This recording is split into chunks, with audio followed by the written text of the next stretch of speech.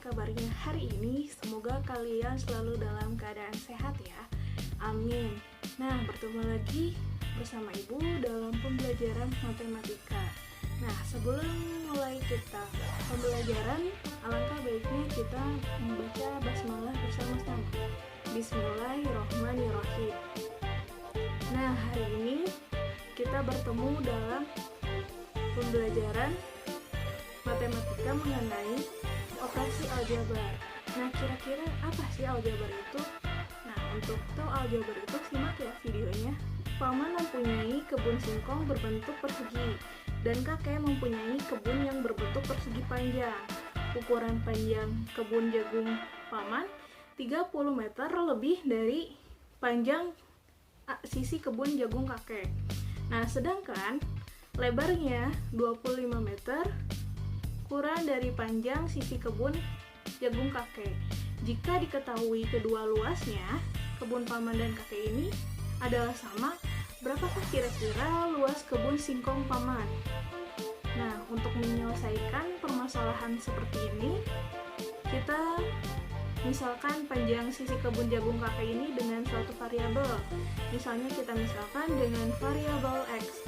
Lalu, sehingga kita peroleh suatu bentuk aljabar. Bentuk aljabar itu, untuk tahu tentang aljabar itu apa, kita akan pelajari di bab ini ya. Kita akan mempelajari mengenai pengertian aljabar itu apa, bentuk-bentuk aljabar itu seperti apa, operasi aljabar itu ada apa saja, dan bagaimana cara menyelesaikan aljabar ya. Simak ya videonya. Akan mengenal bentuk aljabar. Nah, dalamnya itu kita akan tahu mengenai apa sih aljabar itu. Nah, aljabar itu adalah suatu bentuk matematika yang di dalam penyajiannya memuat huruf-huruf untuk mewakili bilangan yang belum diketahui. Contoh misalnya 4x ditambah 6y. Yang kedua misalnya P kuadrat dikurangi 3Q kuadrat ditambah 2PQ. Yang ketiga X kuadrat ditambah XY dikurangi 5X dikurangi 10. Nah, itu adalah contoh dari aljabar. Nah, yang kedua kita akan membahas mengenai unsur-unsur aljabar itu apa. Nah, unsur-unsur aljabar itu ada 4. Yang pertama itu ada variabel, kedua ada konstanta, ketiga ada koefisien, dan keempat ada suku. Nah, yang pertama itu ada tentang variabel. Nah, variabel itu adalah peubah atau lambang mengganti suatu bilangan yang belum diketahui nilainya dengan jelas. Nah, variabel ini biasanya dilambangkan dengan huruf kecil atau huruf non kapital. Contohnya A, B, C, D, E, dan seterusnya sampai Z. Nah, contoh misalnya variabel pada bentuk aljabar 2A pangkat 3 min 4A min 3. Nah, di sini ada variabelnya itu yaitu adalah A. Nah, yang kedua itu ada konstanta.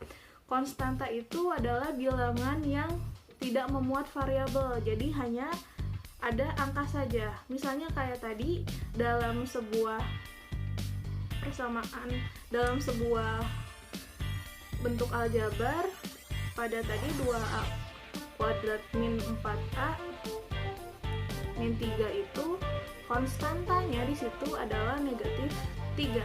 Ini ada namanya koefisien. Koefisien ini adalah bilangan yang terletak di depan variabel. Contoh misalnya bentuk aljabar tadi 2A kuadrat min 4A min 3.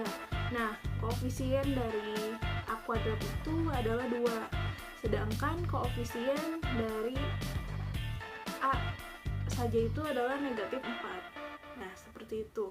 Yang keempat itu ada suku. Nah, suku ini adalah bagian dari bentuk aljabar yang dipisahkan oleh operasi jumlah atau selisih. Nah, misalnya yang pertama itu ada suku 1. Nah, bentuk aljabar yang tidak dihubungkan oleh operasi jumlah atau selisih. Contoh misalnya 5P, 4Q, 8P kuadrat. Nah, misalnya seperti itu. Nah, yang kedua ada suku 2. Adalah bentuk aljabar yang dihubungkan oleh satu operasi jumlah atau selisih. Nah, misalnya contohnya 3y plus 1, kemudian q min pq, dan juga ada x kuadrat min 1. Dan yang ketiga ada suku 3, atau ini adalah bentuk aljabar yang dihubungkan oleh dua operasi jumlah atau selisih. Contohnya misalnya min x plus 2y min 8 dan a kuadrat min 4a plus 2. Nah, bentuk aljabar yang mempunyai lebih dari dua suku itu disebut dengan suku banyak atau polinom. Nah, dua suku dikatakan sejenis jika dua suku tersebut mempunyai variabel dan pangkat yang sama. Nah, pada bentuk aljabar misalnya a kuadrat min 4a plus 3a kuadrat min 2b, nah plus 1 plus 5a itu suku a kuadrat itu, dan 3a kuadrat itu dia merupakan suku sejenis. Kemudian negatif 4a dan 5a juga dia suku sejenis. Sedangkan suku negatif suku negatif 4a dan 3a kuadrat negatif 2b dan 5a itu bukan suku yang sejenis. Nah, seperti itu. Ini cukup sekian saja kita menyimak materi mengenai pengenalan bentuk aljabar seperti apa. Nah, terima kasih telah menyimak video kali ini. Kita akan lanjutkan di video selanjutnya mengenai operasi bentuk aljabar. Nah, terima kasih. Mohon maaf apabila ada salah kata. Wassalamualaikum warahmatullahi wabarakatuh.